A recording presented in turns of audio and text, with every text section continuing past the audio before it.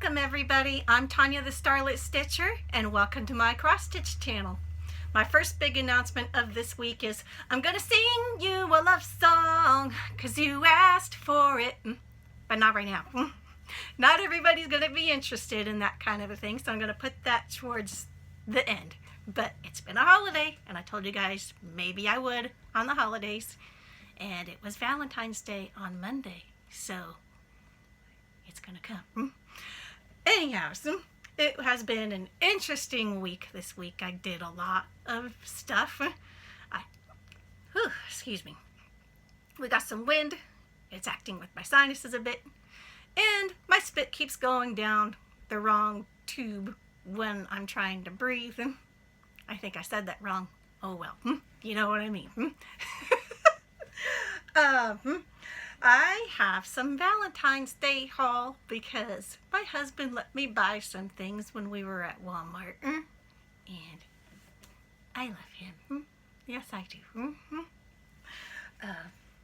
So yeah, let me show you guys what I was allowed to get. Okay, we went by the crafty aisle and I got to pick out some fabrics. Now first I was looking for an end cap because normally they have like an end cap that has more like the seasonal fabrics, like, you know, when they had the Christmas and the fall, it was all there all in one spot on an end cap. And so I looked at that first because I was looking for like Valentine's / spring type stuff. And that's just where I looked first. And then I didn't see it. Like it was like completely gone. They had put something else there, some type of storage item. And I was like, no, maybe I missed it because maybe they either sold out or, you know, just swapped it out with other stuff. But then I looked over in the regular pre-cut section and I found some things. And so, this one, look how cute that is. I have no idea what I'm gonna use this for, but I knew that I wanted to have it in my stash so that when I do go to stitch and finish some Valentine's thingies, it would be really cute. And I got a couple of them because these are like 97 cents or something. They weren't that expensive. So I seen them, I got them because you don't know if they might be back or not. And so, yeah. But I also found a couple of Easter type ones, which I was kind of surprised about that. Like I was looking for spring, but I didn't know that they would actually have like Easter fabric out yet. But there was these cute white fabrics with the bunnies on it. And so I got a couple of those. And then there was also this gray one with these bunnies on it. So I got a couple of those too. And then more solid type fabrics I picked up. I got some pink with dots because I don't have a whole lot of just, I don't think I have anything with dots honestly. But, you know, to kind of pair with the more patterns. I am not speaking right today, but you know, you all know what I mean. You know, complementary fabrics to go with the other things. But I got the pink with dots, and I got some red with dots. And then there was this white one, which, okay, there we go. So it's not like plain white, but it's kind of fancier. And so I got a couple of those too. Again, I have no immediate plans to use those. I just wanted to get a little bit for my stash. And I haven't even showed you it all yet. That was just the Easter and Valentine's stuff. But, of course, I found a bundle that had like 4th of July type stuff in it. Now, if you've been watching my channel for a bit, you know the whips in progress that I have, and I'm not 100% decided on the things that I'm going to use on one of them, which will be upcoming probably later this week, but we'll see, because I'm still waiting on some things to come in the mail for my finishing for that. But yeah, there was this. I thought this was cute. There's a few different things in there, like there's, okay, that, and then I don't really want to break this whole thing up, but this was just over there in the regular pre-cut section too. Like down towards the bottom they have like 5-pack bundles, and that's where I found that one. And then I have some more of like these. Now these I got 2 of because I happen to like these colors, and I had a bundle of them already, but I used most of them making bias tape whenever I was making masks for my girls to go to school. And so that's why I bought 2, because I have a specific projects in mind later in the year that I'm going to use these for. They are not on my list of things to stitch this year, but they will be replacing my stitching time when my one of my projects gets done. I'll probably talk about that later in the video because it's not going to make any sense right now if you haven't watched me before. Anyhows, more stash stuff. Do have plans to use a lot of this. And then I got a couple other ones just because I seen them and I thought they would be useful. Again, these ones don't have immediate plans, but I thought they would be good in my stash. There's this more, I don't know how you would describe this bundle. I don't know if you would describe it as more like vintagey or whatever. I don't know, but I thought that these were nice and would make, you know, more good fabrics for pillow backings and that kind of thing. So I got one of those. And then this one is like a springy / woodsy type one, and that also was in there, and I thought it was cute. There's the one that's on the back, and then the ones that are in there. I am definitely not the best fabric shower in the world. And yeah, that one's just the one on the front. And then I went over to the ribbon section because, again, I hope to have another finish sometime during the next week. And I have 100% decided on my materials. So I also went into the ribbon section and got myself some 4th of July type style ribbons so that when I go to put things together, I can figure out what I'm going to use. And yeah, so I thought that would be fun. So I got those. And the most important thing, you have to have this stash too. Yeah. Nobody wants a visit from the hangry monster in here, okay? We are still in the camper, as you can see. We've got 4 people in here and 4 pets. We've got about 200 square feet of living space for all of us. Let me tell you what, we need to love each other a lot in here. And this, I'm telling you, this saves lives. So, yeah, that was the most important part. I love my husband. I really do. Even as much as I make fun of him. But that's why I love him, because we laugh a lot together, okay? I make fun of him, but he makes fun of me, and neither one of us get our feelings hurt, but it's so fun. It's really fun. Even though I married the Lucky Charms guy, if you know, you know. More about that next month for St. Patrick's Day, because our wedding day is St. Patrick's Day. So I've got some more Lucky Charms guy related stories that I'm saving for next month, okay? Okay, and then I had a little bit of haul that came in the mail, so I'm going to share that with you. Okay, first I received carrot cake. This came by itself. I think I had ordered this at the same time that I was replacing the DMC for unicorn poop, but this wasn't in stock yet, so they sent all my DMCs first, and then this came by itself. Stuff like that kind of makes me feel bad, because, you know, yeah, like, you know, they could have just sent it, you know, waited on the DMCs. It wasn't that important because I actually had some already, but, you know, yeah. And then Heaven and Earth Designs had a 50% off sale for Valentines, and you know I had to do that. Okay, I'm just going to put it out there right now. I already know that I probably have more charts from Heaven and Earth Designs that I'm ever going to realistically stitch in my lifetime. And I've decided that I'm okay with that, because it's not like I'm kitting these charts when I get them. I don't kit up a heaven and earth design until I'm actually about to start it and get going on it. So I am okay with just having the charts because it makes me happy to look at them. And so let me show you what I got. I got Soul of a Unicorn Max Colors. Look at that. I'll get that closer for you. Now, whenever I had put this on my wish list, I didn't notice at first, but there's a lady in there in the unicorn, and that's her hair right there. I thought that was a really cool picture. I got Quick Stitch the Messenger Max Colors.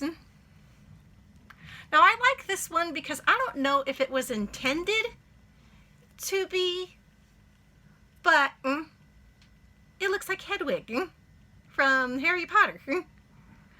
And so this does of course come in a bigger design, but I wanted like just the owls. So when they came out with the Quick Stitch version, I was like on the wish list, and then I got it whenever it was on sale. And there we go for that. Sorry about the glare, guys. I'm trying to avoid that, but you know how it is. And then this next one, this one I totally got because Jessica Stitching in Missouri was stitching this, and she's been posting pictures on her Instagram. It's so cute. It's Gossamer Spring. And there is also a mini version of this, but I almost never get the mini versions. I usually at least get the regular version or the supersized one. But it's freaking adorable. But yeah, so thanks Jessica for terribly enabling me to add yet another Heaven and Earth design chart into my stash. I will link her Flosstube and Instagram down below in the description box. And I also got Yuletide Joy. Yuletide Joy? Yes. Just because I thought it was cute. There's also a mini version of this one available too, but I didn't get that one. I got the normal size one because, yeah.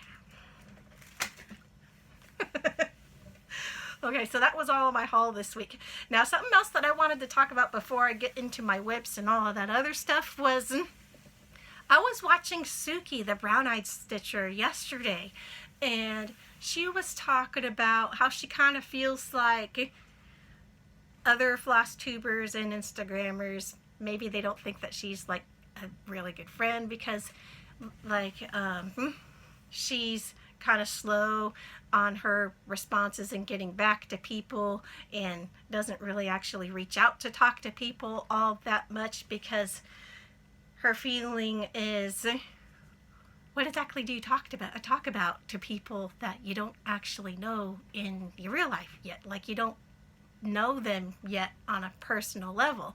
Like you're friends because you're in this community, but you know what I mean? It's kind of different than if like, you know, you and me are in the same room and we're talking to each other. It's a little bit more awkward. So I can kind of understand that. And I kind of have a little bit of my own story about that because Richard Stitcher and I have been talking a little bit through Instagram. Now, I'm pretty sure that we first kind of ran into each other because we were both watching the Needlebug. The Needlebug had a live stream going and we were both watching that and we were, you know, chatting in the live stream and, you know, our opinions about certain things and doing things this way or talking about like floor stands and, you know, things like that and how we manage our flosses and, you know, all the kinds of fun stuff that, you know, that we all get into. And so, Linda, she's a Richard Stitcher. I'm all tongue-tied. It's just going to happen, people. Deal with it. I had finished one of my projects last week, And I was all excited because I have not been able to show it properly, either in my pictures on my Instagram or here on my videos in the camper, because my lighting just, it's awful. And so my fabric color has not ever shown what it actually looks like in person when I go to show it. But I finished my project and I got it framed up and I took it outside, which I feel okay about taking my stuff outside when it's framed. I'm not going to take it outside when it's, what if I'm taking it outside, it's not protected in any way whatsoever, at least with a frame, and I drop it or it gets nasty or whatever, I can replace the frame. But my stitching, if it gets dropped on the ground and I'm using especially like hand-dyed flosses and stuff, how am I going to, that would be devastatingly bad. But anyhow, I had taken my finished object outside in natural light, and I was so excited that I was finally able to capture the real color of what it's been this entire time. And so I messaged Linda and I told her, you got to check out this picture. This is what it's really been looking like to me this whole entire time. And then I sent her the message, and then after I clicked the send button, I was like, oh my God, she's going to think that I'm such a weirdo. I'm like, because like, I kind of sounded like I was a kid in a candy store, just over the moon excited about this and being able to show people what my stuff looks like. Because I'm here to show you guys my stuff, but I can't always show it exactly the way that I'm seeing it. And so, like I said, I was just over the moon excited to share with people, Now you can see what I see. And when she got back to me, she was like, oh, that's so great. Yeah, the natural light really helps a lot in getting the real colors to come through when you're trying to capture it. And so that is my story. So Suki, if you happen to be watching this, I don't know if you watch me or not, but if you are, you're not alone in kind of feeling the awkwardness when you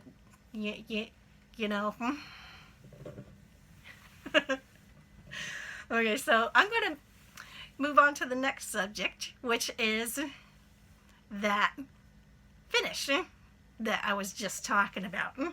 Okay, so we're going to be talking about this for a little bit because we just are. This was my interpretation of Halloween Quaker by Lila Studio, and this is the chart. Ta-da! And gotta be careful. I'm trying not to knock anything over because it's big. This is my finish. I'm trying to avoid the glare, which I guess, it's not that bad, but it could be better. But yeah. I'm so excited that I got this done last week. Now, this will be technically my second finish of this year.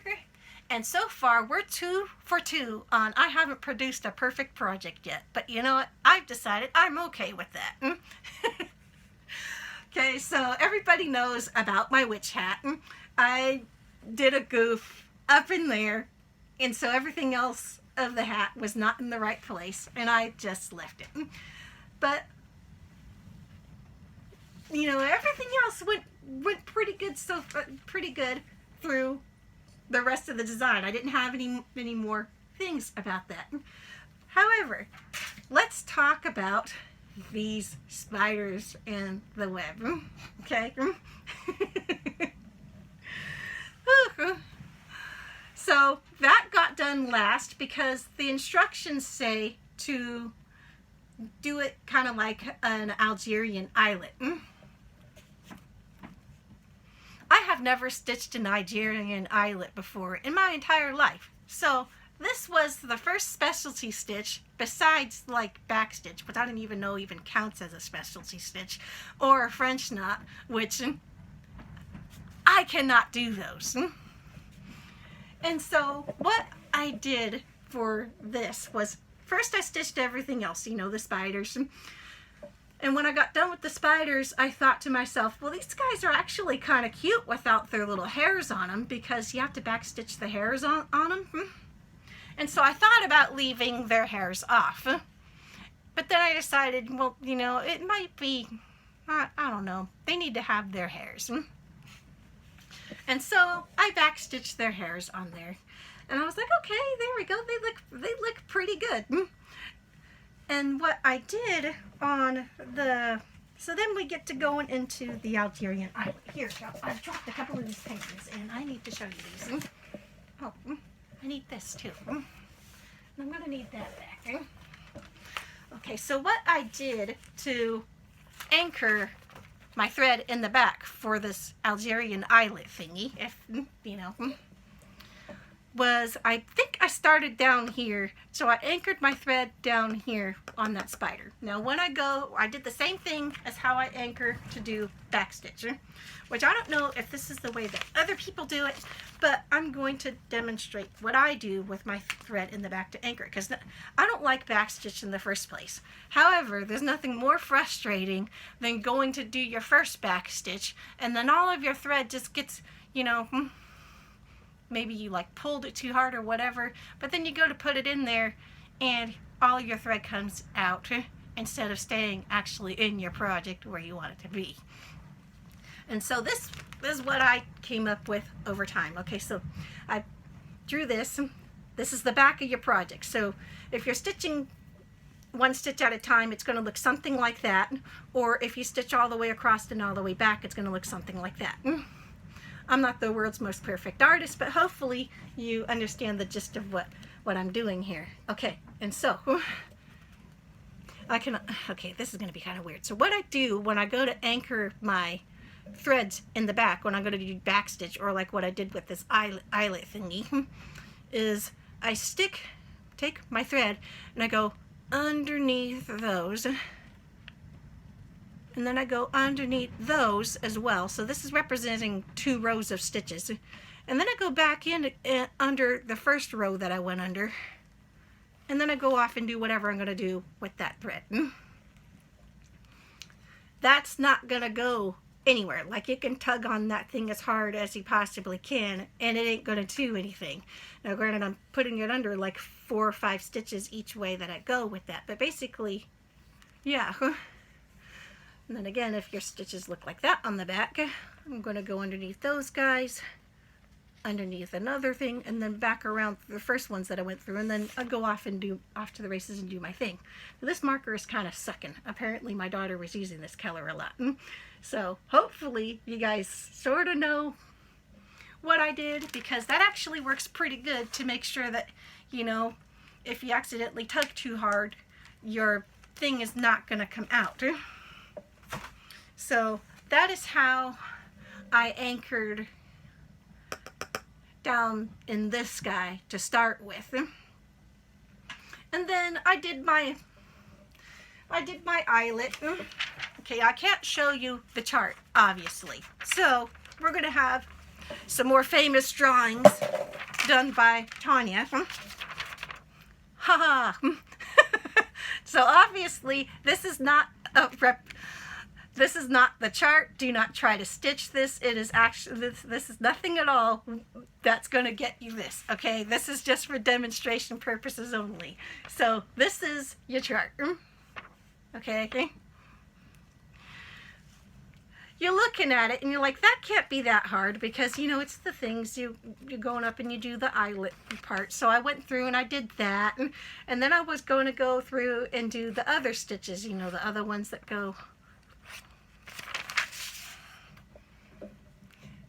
See, there's some in there that don't go all the way to the center, like I think from these 4 corners. So I did those guys. I'm thinking to myself, that actually doesn't look too bad. Except for while I was doing that on this top spider, he has one of his hairs that is not backstitched straight. It went in crooked. And I decided, you know what? He's just going to be a special spider. Even though I wouldn't have had to pull out that much to fix it, I decided to leave it because it gave him some personality.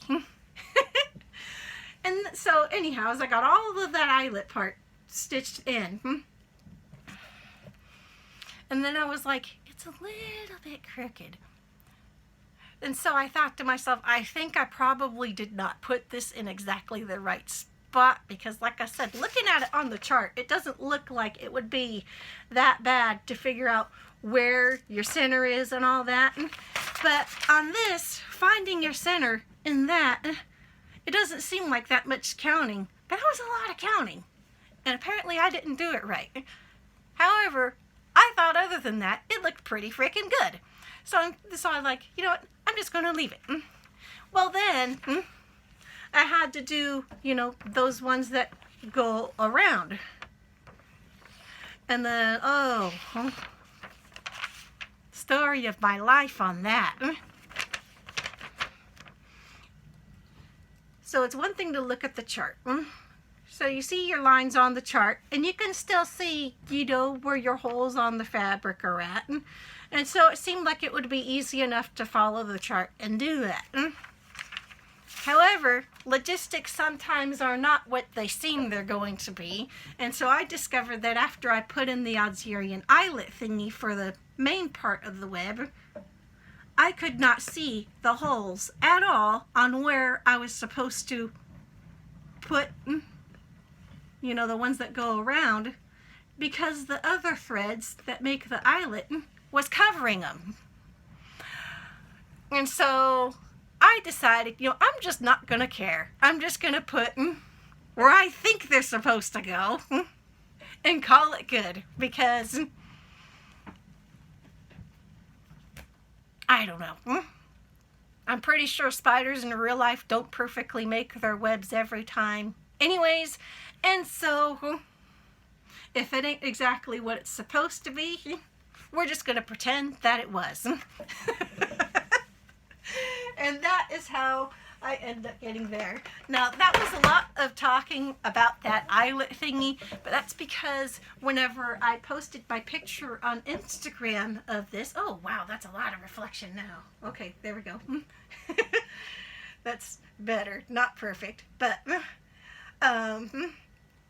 someone posted on my Instagram like that, you know, they have the entire design done, but not that, because they were trying to do it and it was just not coming out right. They ripped it out like 3 times, and I was like, you know what, well, mine wasn't done perfect either. I just went with it. And so they said that they found the inspiration to dig this bad boy out and try it again. So hopefully that person will have a finish on this soon too, because, you know, if that's all that they have left, you know, that's really close to a finish, you know. So that'll be super exciting for them if they can finally get that done. And yeah, now I did this how I normally do with the photo frames. I've forgotten to have my card ready to tell you what item number that this frame was from Hobby Lobby. So I'm going to put that down in the description box below. But as far as my fabric, this is a 32 count Sprite Lugana. I stitched this 1/2 with the called for flosses. The only changes that I made was I backstitched the moon with the Classic Colorworks honeycomb, the ghost in Classic Colorworks frog legs, and I did the web with the Classic Colorworks smoke. Those are all floss colors that are already for the design, so they're not like, you know, you have to go add them to your flosses to be able to do this. But that is how I did this. This frame, like I said, I got it at Hobby Lobby, and I chose this frame because look at that. It's like it's actually rough with the wood, and it's black, and so I totally got a haunted house vibe out of this frame, and so that's why I went with this one. It's a 14 by 18 inch frame. And then when I went to go and put this in there, I was not having a good math day for my brain, and I didn't want to cut my fabric and then end up messing it up and it'd be too small, and then this frame would not work. But I could just not compute in my head what size that I needed to cut the fabric. I was like, well, I have plenty of time to get this frame today. It's going to go in there, and I really don't care how I do it as long as it gets done. Okay, right? So I had cut my project board, and that was fine. I was just having an issue with it. I don't know. It didn't seem like it should be as difficult as it was for me that day. It just was. Eventually, what I did was I took the glass out of the frame.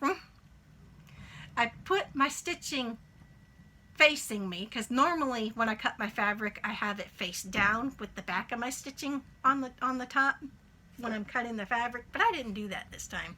I took my glass and I centered it over my stitching, and then I took my long quilting ruler and just went an inch out from the glass. I used the glass, not my project board, because I needed to actually see where the design was on my fabric.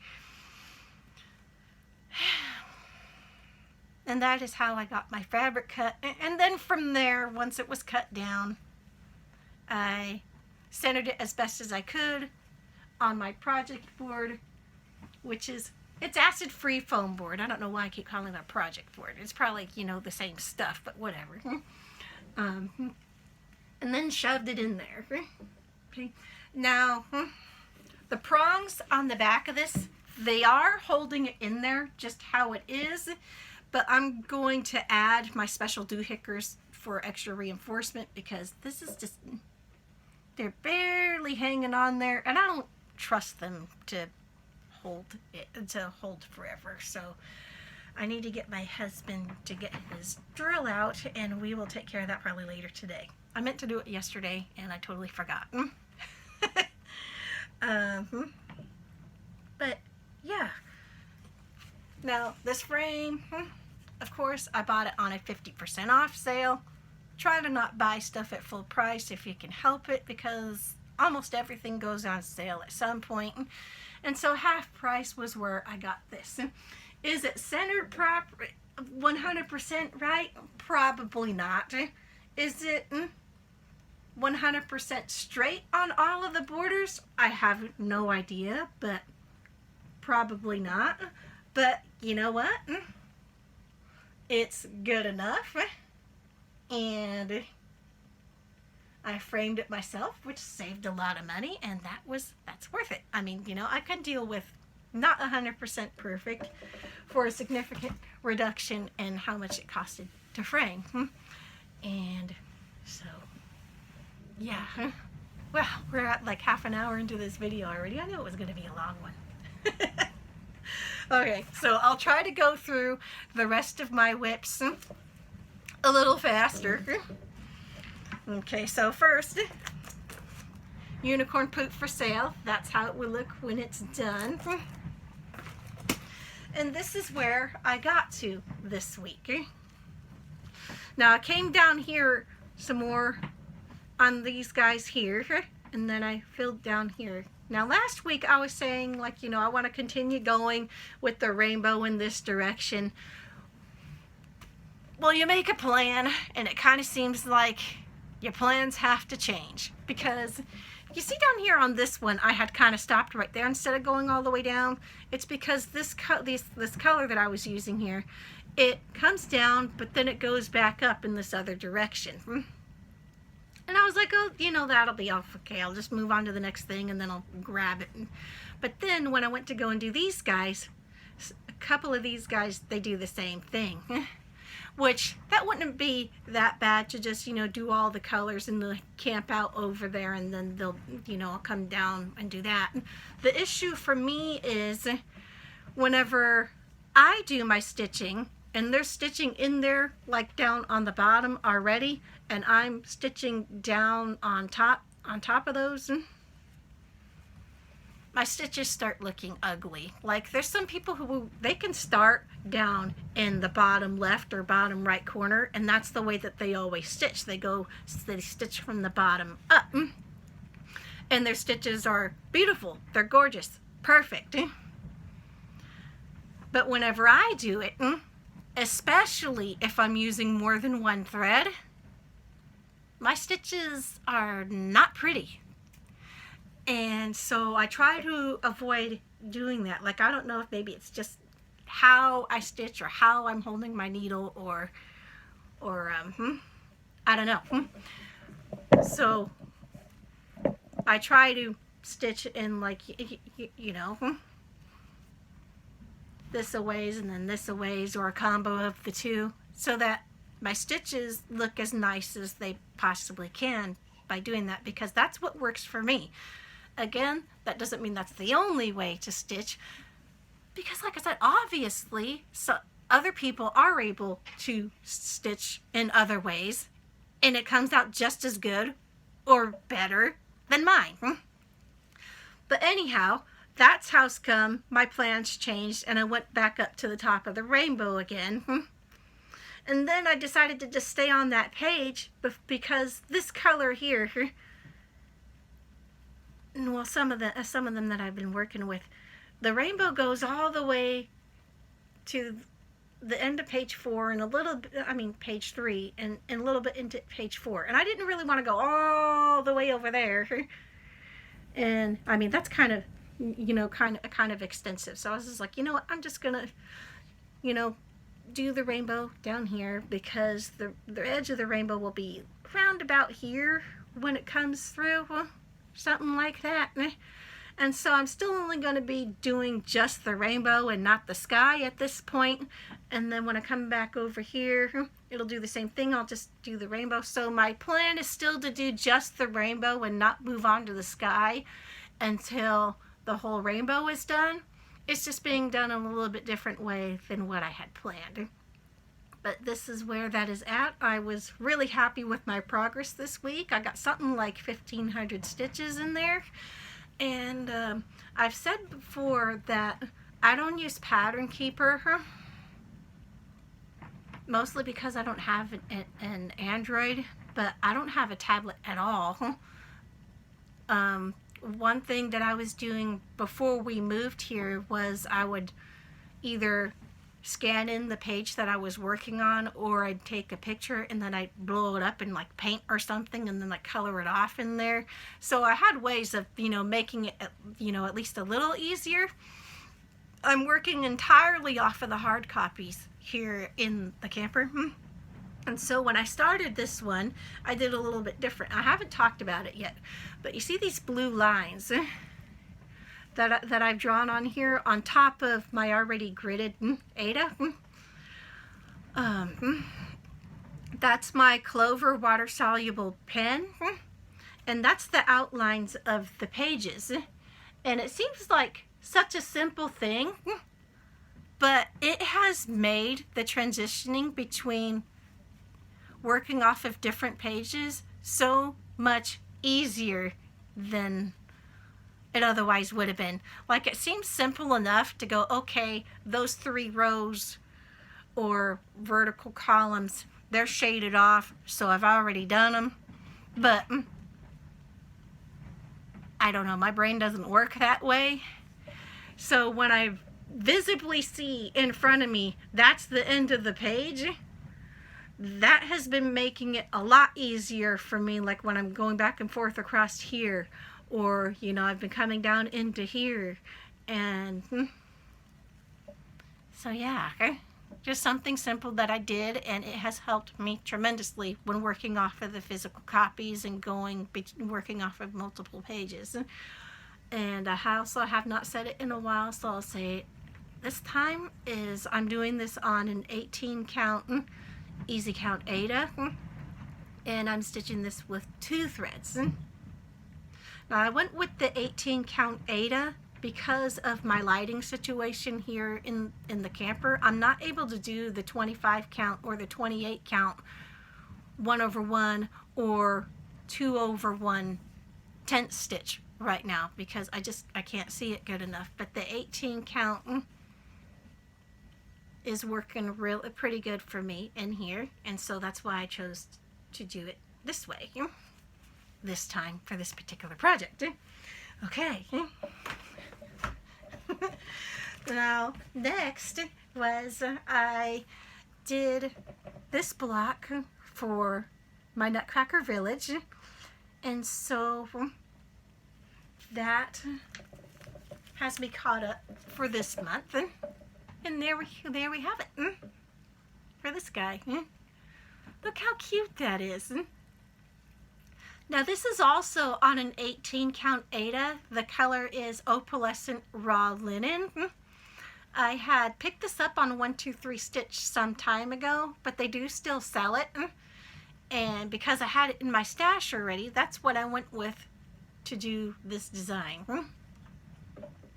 Now as you can see, I don't have my middle block done that says Nutcracker Village. That will be getting done at a later point. So technically this is not 100% caught up with everybody for the Sal, but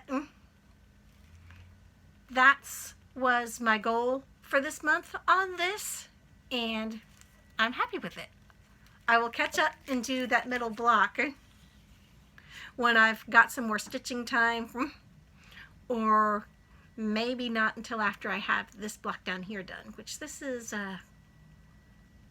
February, March, April, May. So May, I think, is when this one will come out, and then I'll do that.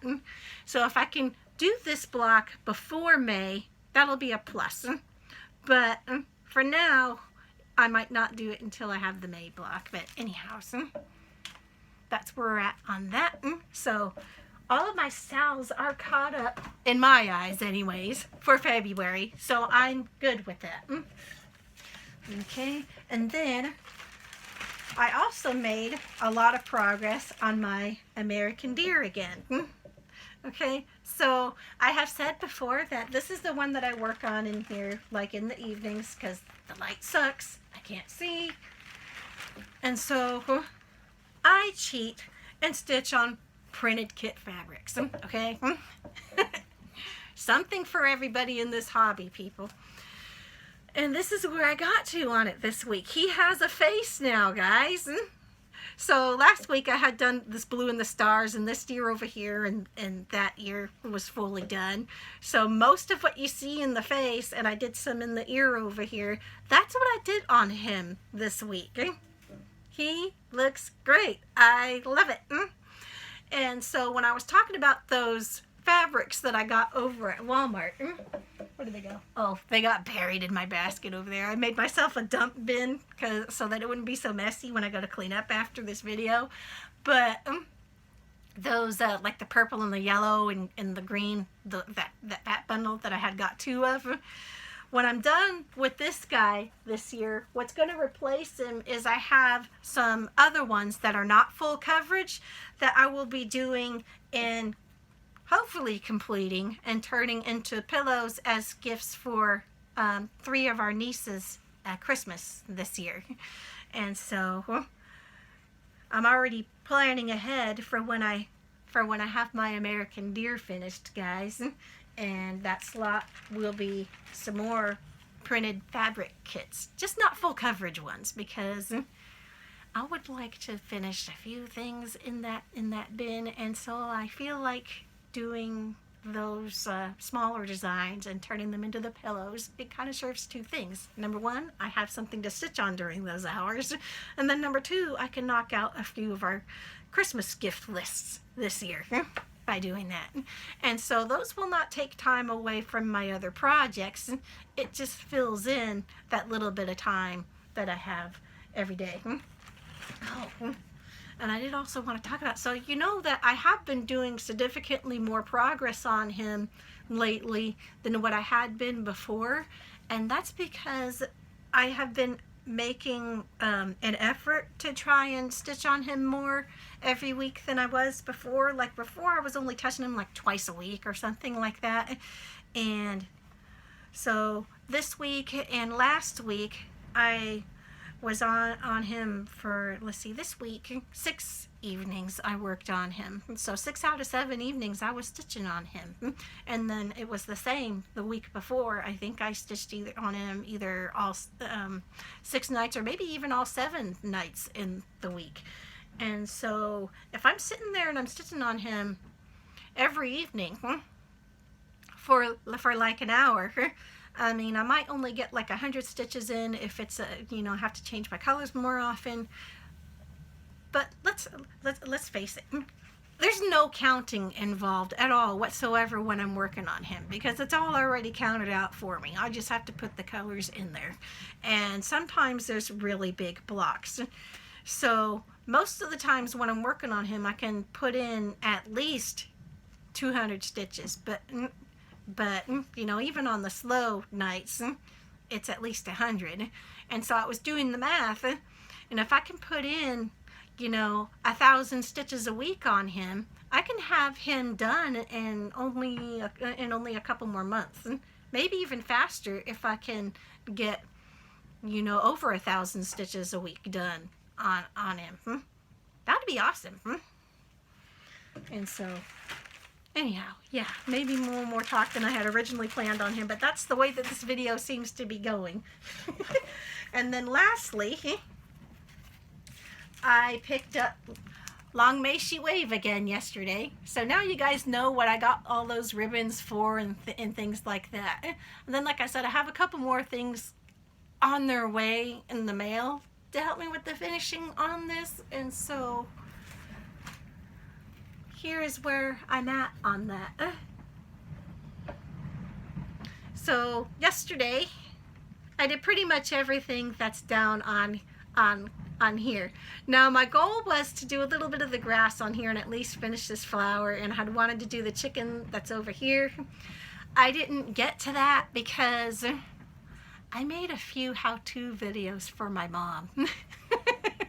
So that was okay. My reason for not meeting my goal yesterday on this, I am okay with, because I had been talking to my mom yesterday, and I was telling her, filling her in on how things are going with the house and all that. Oh, story of my life. I was telling her, if I didn't have my stitching, like, I would have like zero sanity left living here in the camper. Like I don't mean to be as negative about it as I am, but like I cannot mentally handle living in this camper, especially like it's been hard on me, because as I said earlier in the video, we've got less than 200 square feet of living space, and we have 4 people in here and 4 pets, 2 cats, 2 dogs. It's a lot. It's a lot for me. And I have said it before, but like, camper living is not for everybody. I am clearly somebody that camper living is not for. I loathe it entirely. It's stressing me out. I'm borderline depressed, and I'm just not dealing with it at all. When we first came here, we were only supposed to be in the camper for a couple of months, and it's been over a year now. It's really, really stressing me out, and I still don't know when our house is going to be here. It kind of, sometimes I feel really negative about it, like, is the house ever going to be here? Because between supply chain issues with the bank can't get their stuff together, because what's happening is with the bank is, we were approved for a certain loan amount for the mortgage, but however, the issue is we can only lock in a price on a house for X amount of days or whatever. Well, by the time we pick out the house that we want, and so we start getting that paperwork all sorted, because what we're getting, it's a manufactured home. So it's not going to be a site-built home. what it is, it's a manufactured home, so it's being built elsewhere, and then it will be brought to our property and put onto a solid foundation. And so a lot of people think of them as trailer homes. However, when they're done right, they're just like a normal house. When you look at it, you can't see that it's a trailer, especially when you get the appropriate siding and things like that. But anyhow, so that's also what's been creating extra work for us, like through the VA, and having, you know, every time we pick a house, there's extra paperwork to do. They want to know exactly what house that it is, like the serial number and all of that crap.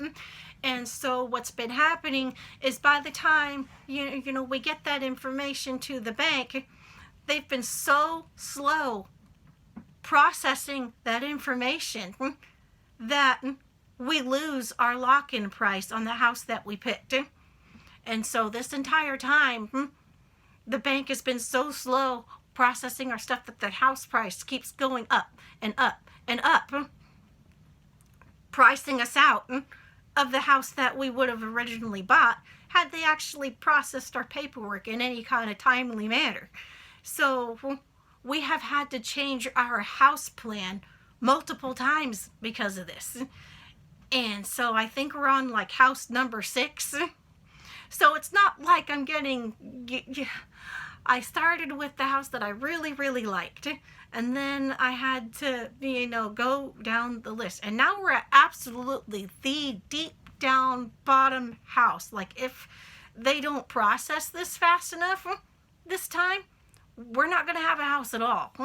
And it's been really stressful for me. Really, really stressful. And so I was, you know, filling my mom in on all that information and things like that. And so I was telling her, it's like, if I did not have my stitching hobby, because what it's been like for me in this camper, not only the whole stress of this whole situation with getting the house thing, which buying a house can be stressful in the first place, but most mortgages take like 30 days, 60 days maybe, and then you're in your house. You don't have to deal with it anymore. This has been a year-long process for us people. Like, I'm just like my hair is about to fall out already, okay? That's how stressed out that I am. But if I did not have my stitching, I'd probably have literally zero sanity left, okay?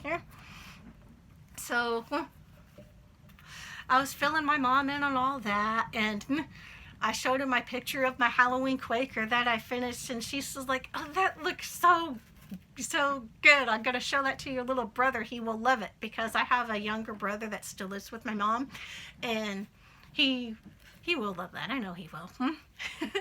But she was also saying that like, you know, because she lives in New Mexico, so she doesn't live nearby to where I can actually physically show her the stuff that I've been working on. But I send her pictures and I talk about it a lot and stuff like that, because it's my hobby. That's what I do. And so she was saying that she still has a whole bunch of kits and stuff that she had got whenever she was raising us kids.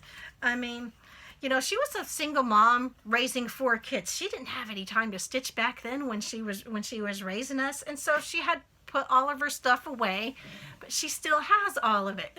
And so she was saying that she might actually get back into doing it, because she still wants to do those projects.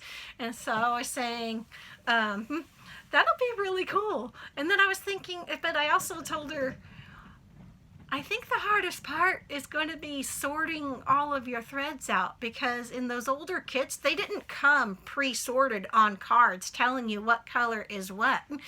On the older kits, they just kind of took all the threads and just shoved them in the bag with the chart and kind of left it to you to figure out what was what. So that was what I did yesterday. I was making my mom some little videos on how I make my floss tags, and cutting up the thread and putting them on there, and then pulling the thread off of there. but I had to do like multiple little videos so that I could send them to her through text message, because it'll say your video is too long. So like, you know, on the videos that actually went through, it'll be like, this is take 4, I'm gonna talk really fast because I keep taking too long on this. And so yeah, so I was okay with losing some time on Long May She Wave in exchange for making those videos for my mom. Okay, and so now we've reached the end of the video, and now it is time to sing to you, because I promised to do that, and now I'm gonna get like tomato face and really embarrassed about it, but I did promise you, and so here we are. Okay, now everybody should know this. This is gonna be a classic. I think it came out in like 98 or something like that. If you was in high school around that time, you know what that song is. Maybe even like 99, you know. Okay, give me a second. All right. I'll be your dream, I'll be your wish, I'll be your fantasy.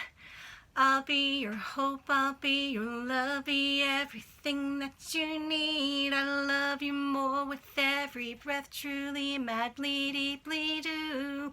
I will be strong, I will be faithful, 'cause I'm counting on a new beginning, a reason for living, a deeper meaning, yeah. I want to stand with you on a mountain. I want to bathe with you in the sea. I want to lay like this forever, until the sky falls down on me. So, yeah, that was all over the radio back then. And so that's the end of my video, guys. I appreciate so much if you actually made it to the end. I can't believe this thing is almost an hour long. I kind of can, but yeah. Now, everybody that I mentioned back at the beginning of my video, Linda, the Richter Stitcher, Suki, the Brown-Eyed Stitcher, the Needlebug, and Jessica Stitching in Missouri, I'll put all of their Instagrams and Flosstubes below so you can go and check them out. And other than that, I will be back next week with hopefully another fully finish and some other stitching updates. Thanks, guys. Bye.